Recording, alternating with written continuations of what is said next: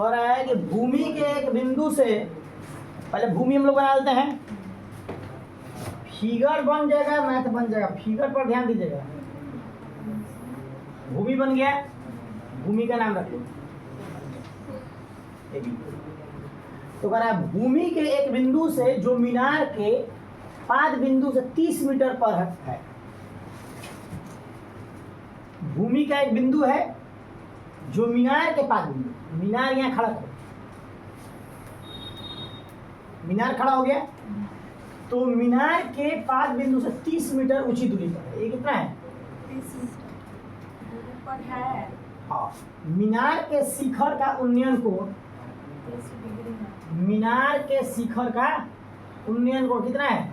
30 degree. तो मीनार की ऊंचाई ज्ञात करें।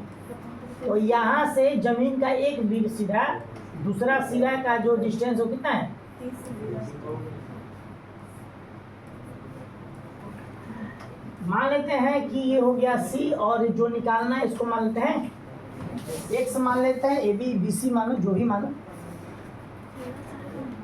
तो यहाँ पर थोड़ा सा आप लोग क्या कीजिएगा कि जैसे हम बोले कि BC क्या है, यहाँ पर BC क्या है?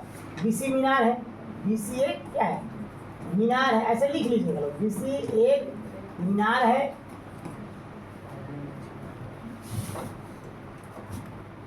जिसको क्या माना है? X माना है, X।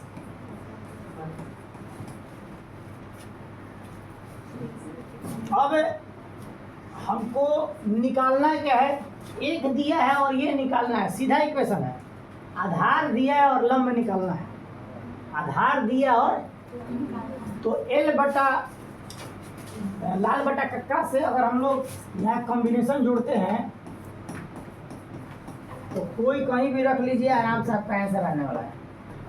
देखिए, तो लंब दिया है ना, तो हम लोग लग दिया जाए पहले लंब BC बटा AB। अब देखिए, लंब बटा आधार किसका होता है? लंब बटा आधार होता है tan का। तो tan डिग्री कितना है? 30 डिग्री है ना। BC को सर क्या माने? X माने। AB है 30, tan 30 का मान बताइए कितना हुआ? 1/√3। 1/√3। 1/√3 हुआ। गुना कर लेते हैं, x में √3 से गुना करेंगे, x√3 इक्वल टू यहाँ पर 30, x इक्वल टू 30 बटे √3। √3 नीचे रह नहीं सकता पर में संख्या, इसको गुना कर लीजिए। 30√3 बटे में 3 हो जाएगा, कटा दीजिए 10√3, x बराबर 10√3। यही आपकी मीनार की ऊंचाई होगी मीटर में। बताइए, फिगर बना, आपका मैथ क्लियर हो गया।